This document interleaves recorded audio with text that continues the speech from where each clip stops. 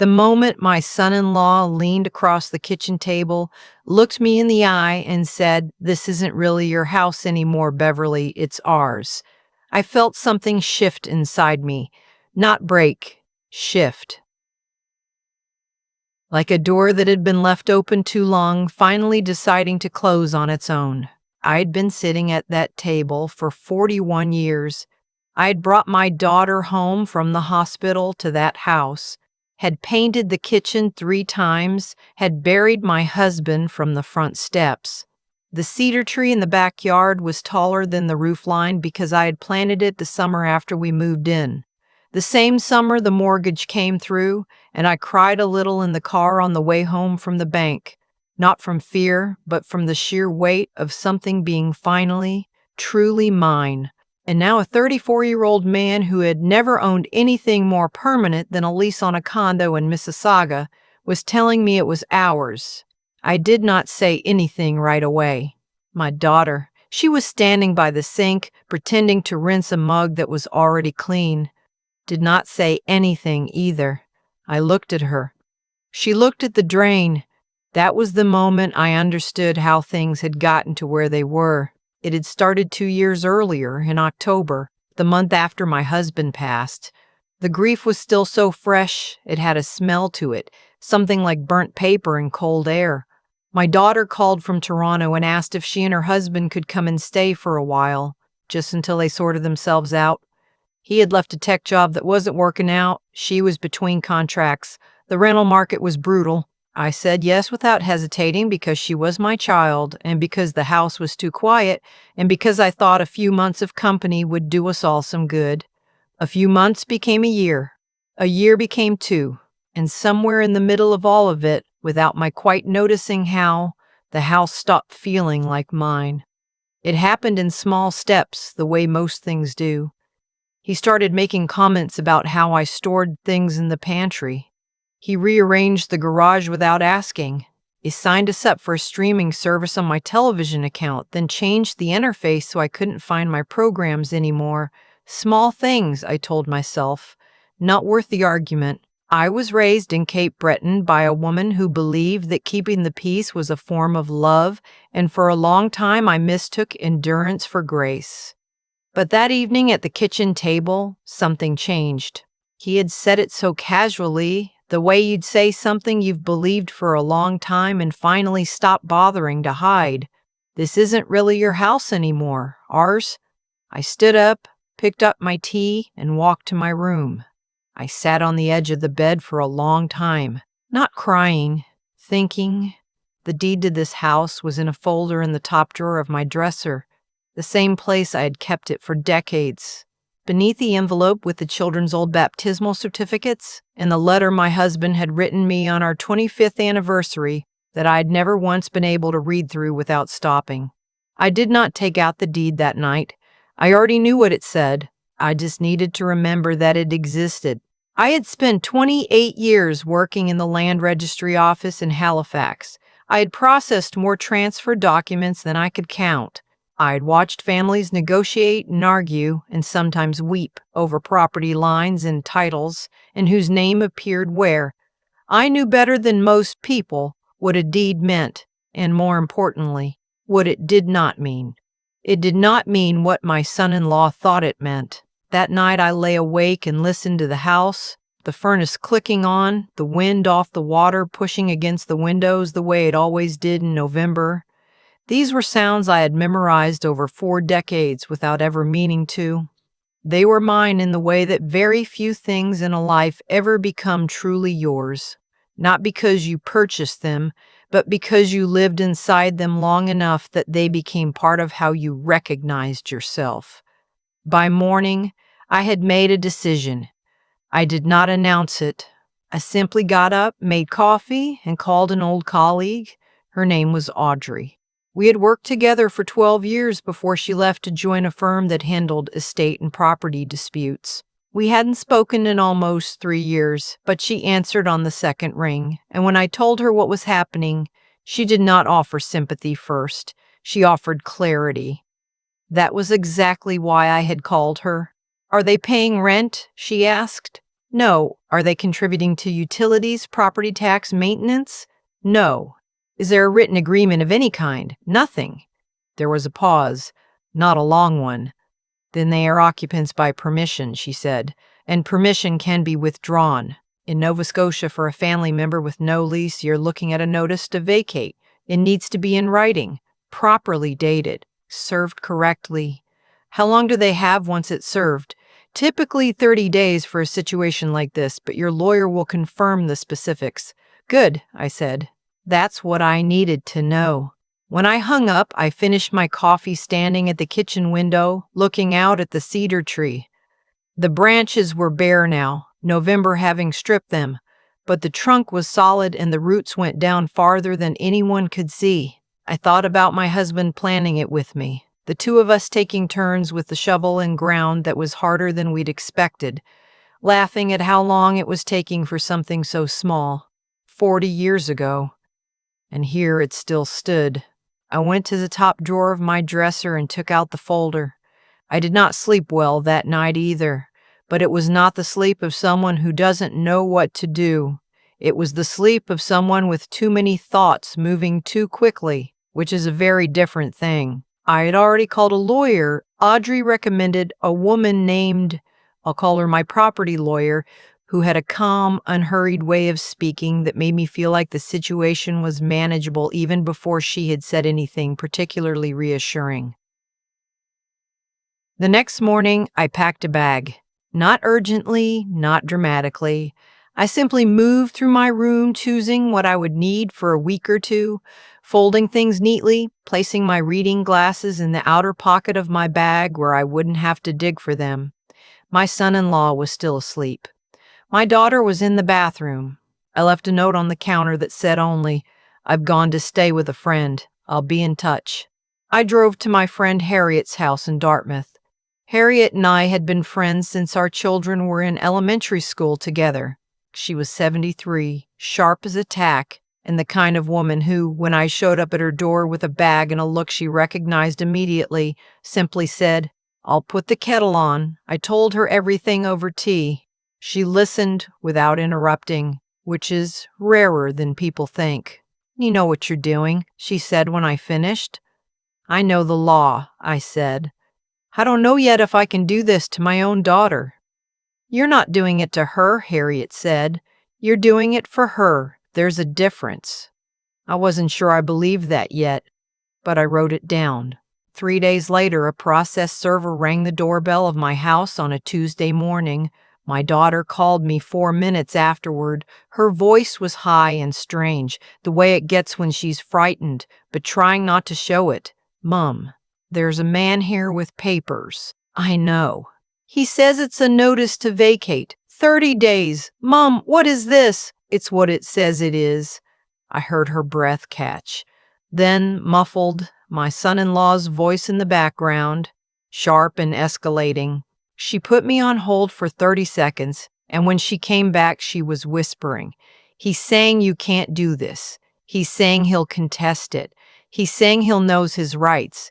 "He can say all of that," I replied. "The notice is still valid." "Mum," her voice broke a little.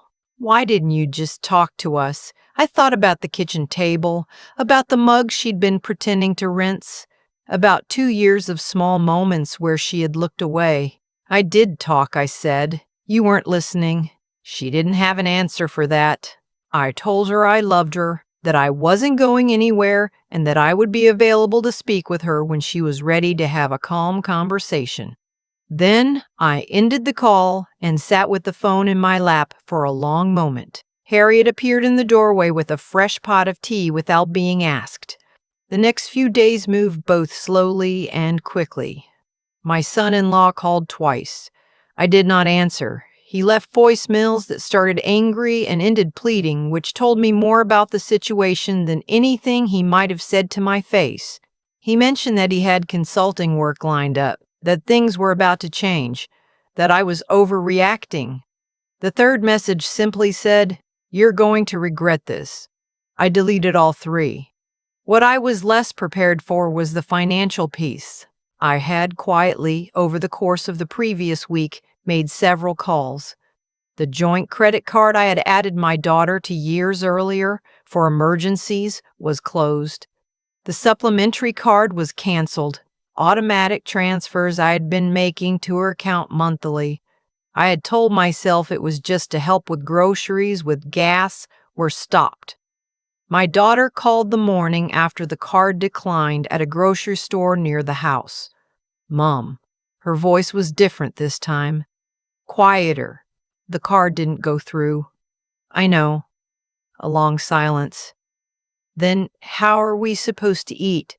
The same way, I said gently, that every other family in this country figures it out with your own money. She was quiet for a moment. Then he doesn't have any right now. I know, I said. That's something the two of you need to work out together. Mom, that's not fair. What isn't fair, I said, is that I have been paying for your life for 2 years while your husband told me my own house wasn't mine anymore. I am not punishing you. I am stopping something I should have stopped much sooner. She didn't speak for a long moment. When she did, her voice was small. He said you'd do something like this eventually. And yet the two of you stayed anyway. Another silence. Then she said something that surprised me. I think I've been afraid of him for a while. I held that sentence carefully. I did not rush to fill the space around it. Tell me what you mean, I said. She did. It took a long time and it was hard to listen to, not because I didn't believe her, but because I did. The ways he managed things, the way he explained why her ideas were wrong before she'd finished saying them. The way he had, slowly, over 2 years, become the person whose moods organized everyone else's day, including mine, I realized. I had been tiptoeing around a grown man's timber in my own house, and I had called it keeping the peace. I asked her if she was safe. She said she thought so. I said that if that ever changed, she was to call me immediately at any hour. She said she knew. Before we hung up, I told her that whatever she decided, the 30-day notice stood. That was not negotiable. But I also told her that I was her mother, and that would never change, and that whatever came next, I would help her, not by absorbing consequences that weren't mine, but by being present in ways that actually counted. She said she needed to think. I said, take all the time you need, just not more than 30 days in my house. She laughed, a small surprised sound, the first real one I'd heard from her in months. The meeting happened on a Wednesday 2 weeks into the notice period. My property lawyer had suggested it, partly to establish a clear record and partly because she said these things tended to go more smoothly when there was a neutral room and a table between everyone. I arrived early. My son-in-law arrived looking like he hadn't slept, which I suspected was true. My daughter sat beside him but slightly apart, a distance of 8 inches that told its own story. He opened by saying that the notice was harassment. My lawyer placed the deed on the table and explained, patiently and without heat, what the document said and what the law provided. He said he knew his rights. She asked him to name them. He could not, precisely. Then he pivoted to what he clearly thought was stronger ground. He talked about how much he had contributed to the household. He mentioned repairs he had done. He said he had plans, big ones that were just about to materialize, that the timing of all this was devastating, that I was destroying something that could have been good for everyone. I waited until he was finished.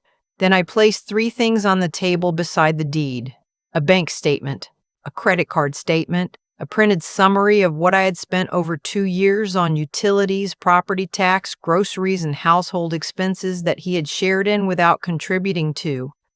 This is what it costs, I said, to live in that house for 2 years. He looked at the papers. His face did something complicated.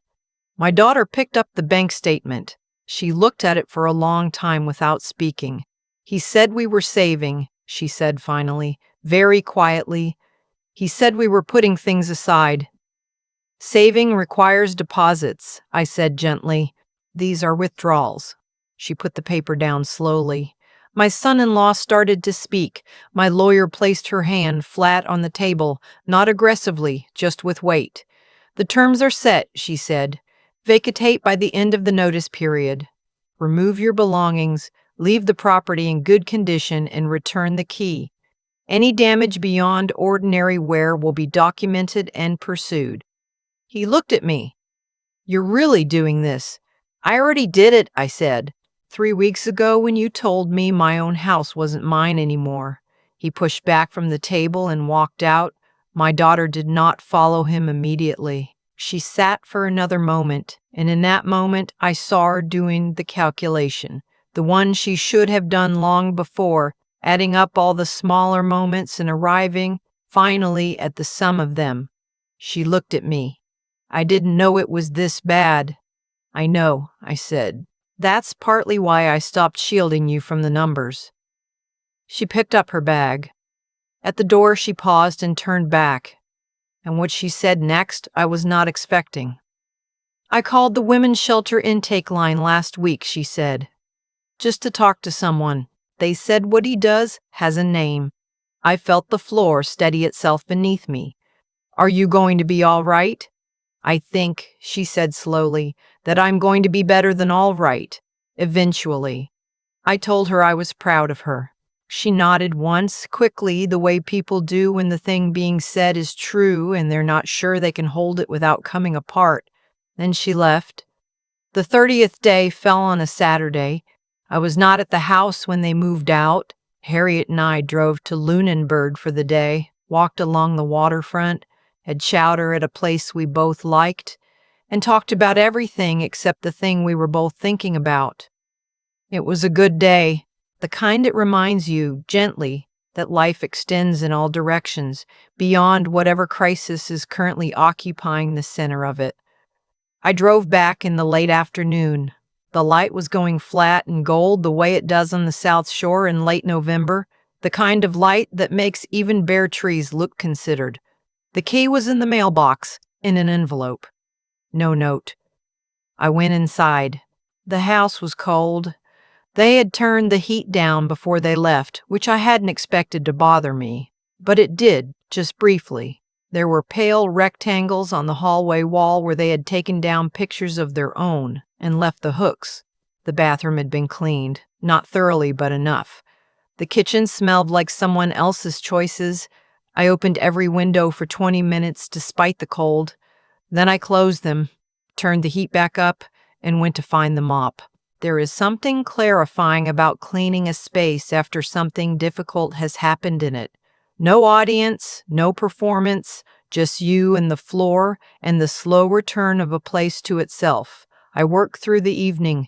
I moved furniture back to where it had been before they arrived. I found my good mixing bowl in the wrong cupboard and put it back in the right one. I rehung the print of the Cabot Trail that had been in the hallway since 1987 and that had somehow ended up in the storage room. By 9 o'clock, the house smelled like Murphy's oil soap and the cedar candles I had always burned on weekends, and it sounded like itself again, the furnace ticking, the wind off the water, the particular creak of the third stair that I had stopped noticing sometime in the 1990s and now heard again like an old friend clearing their throat. I sat in my chair by the front window with a cup of tea and did not turn the television on. My daughter called 3 days later. Her voice had changed. Not dramatically, but in the way voices change when the source of a pressure has been removed. A loosening, a slightly different rhythm to the sentences. She had found a bachelor apartment near her office in downtown Halifax. Small, she said, but the light was good. She had signed a 6-month lease in her own name. She had opened a new bank account. She had called a lawyer. I'm filing for divorce, she said. I let that settle for a moment. How do you feel? I asked. Scared, she said, and lighter than I've felt in 3 years. That's the right kind of scared, I said. She told me about her apartment. She told me about learning to budget without a second income. She told me it was strange to come home to a quiet place and have the strange feeling not be dread, but something else, something she was still finding words for. She said she had eaten toast for dinner twice that week and felt like it was in some small way a triumph. Before we hung up, she said, I keep thinking about the grocery store. The day the card declined, I was so humiliated in the moment. But looking back, I think that was the day I started waking up. Sometimes I said, that's what it takes. I'm sorry I didn't say anything at the table. That night he said, I know, I said, I know. I was afraid. I know that too.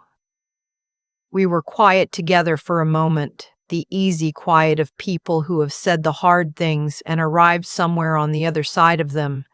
A few weeks later, I hosted a small gathering at the house. It was not planned as anything formal, just an afternoon with a few women from the neighborhood and from my old office. The kind of group that collects naturally around a certain age, around certain shared understandings.